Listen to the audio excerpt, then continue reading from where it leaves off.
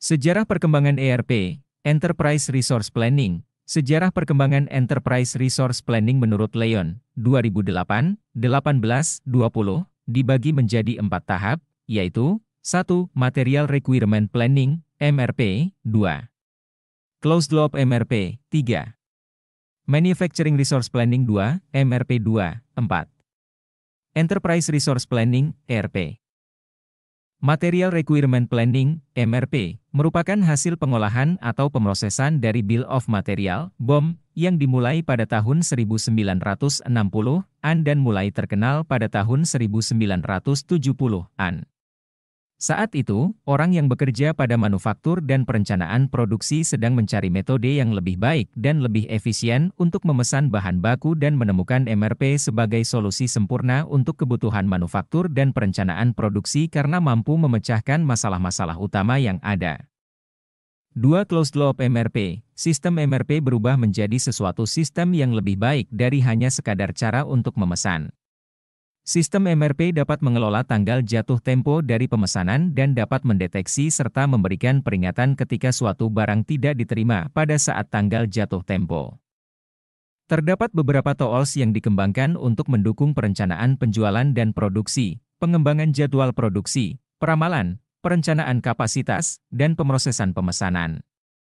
Pengembangan tersebut menghasilkan Closed Loop MRP, di mana sistem tidak hanya sekadar untuk perencanaan kebutuhan material, tetapi juga dapat untuk mengotomatisasi proses produksi.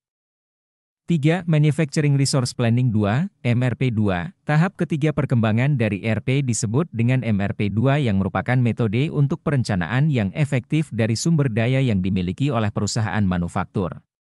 MRP 2 terbentuk dari kumpulan berbagai fungsi yang saling terhubung. Fungsi-fungsi tersebut adalah perencanaan bisnis, perencanaan operasional dan penjualan, manajemen permintaan, perencanaan produksi, master scheduling, perencanaan kebutuhan material, perencanaan kebutuhan kapasitas, serta pelaksanaan sistem pendukung untuk kapasitas dan material. Hasil dari sistem tersebut akan terintegrasi dengan laporan keuangan seperti perencanaan bisnis, laporan pembelian, biaya pengiriman, proyeksi inventory, dan sebagainya. 4. Enterprise Resource Planning, ERP. ERP merupakan tahap terakhir dari perkembangan ERP, di mana konsep dasar ERP sama dengan konsep MRP 2. Perusahaan software menciptakan ERP dengan sekumpulan proses bisnis yang luas dalam hal ruang lingkup dan memiliki kemampuan untuk menangani beberapa fungsi bisnis tambahan serta integrasi yang baik dan kuat dengan fungsi finansial dan akuntansi. ERP juga mampu mengintegrasikan tools lain seperti CRM, Customer Relationship Management, SCM, Supply Chain Management, dan sebagainya. Selain itu, ERP juga dapat mendukung proses bisnis yang melibatkan pihak luar perusahaan. Banyak perusahaan besar saat ini menggunakan sistem ERP, Enterprise Resource Planning, yang merupakan kumpulan modul yang berasal dari perangkat lunak industri manufaktur. ERP mengelola seluruh perusahaan dan mengintegrasikan data dari semua departemennya.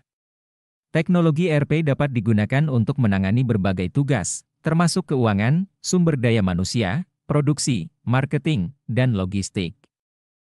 Menurut Jay Heiser dan Barry Rander, 2015, mengemukakan pengertian Enterprise Resources Planning, ERP, adalah software yang memungkinkan perusahaan untuk mengintegrasikan banyak proses bisnis mereka, berbagi database dan praktik bisnis yang umum di seluruh perusahaan, dan menghasilkan informasi dalam waktu terkini.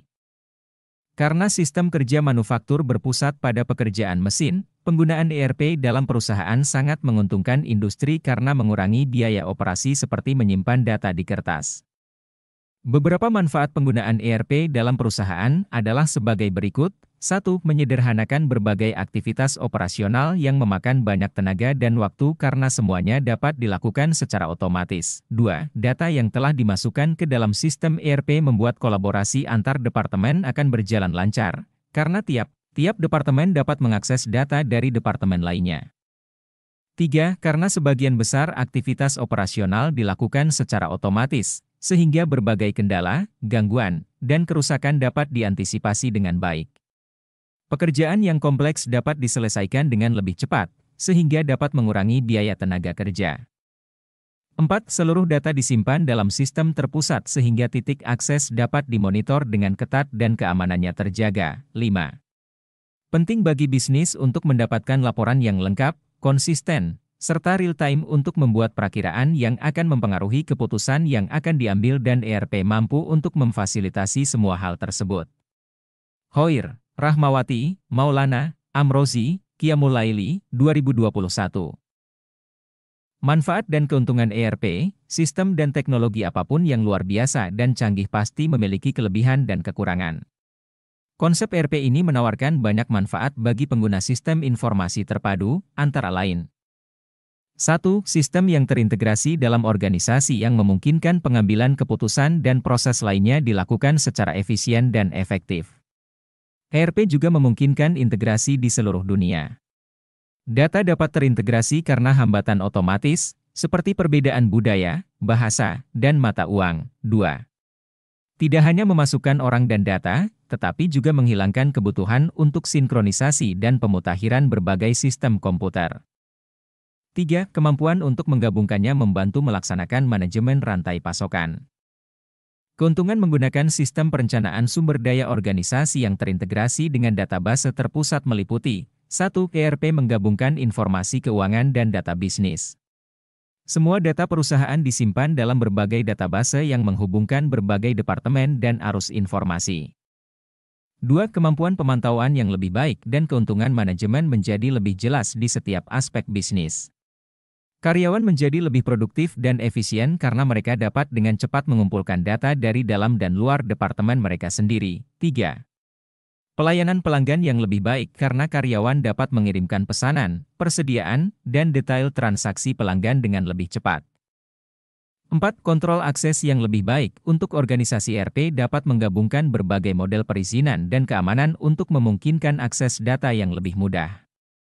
Faktor-faktor yang perlu dipertimbangkan saat memilih vendor ERP. Dalam memilih vendor ERP, ada banyak pilihan yang tersedia.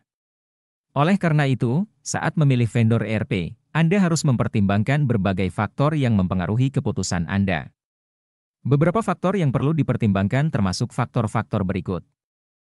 1. Beberapa besar transaksi atau proses bisnis yang terkait dalam proses otomasi ini. Semakin besar dan semakin kompleks suatu proses bisnis, maka sistem ERP yang akan digunakan harus memenuhi kebutuhan tersebut, terutama reliabilitasnya.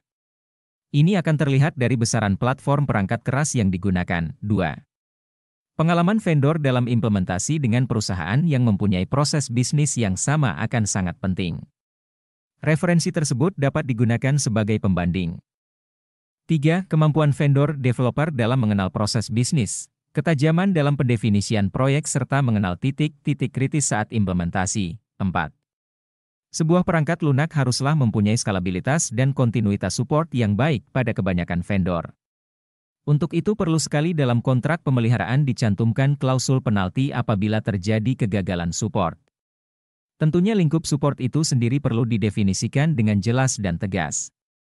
Hoir et al., 2021.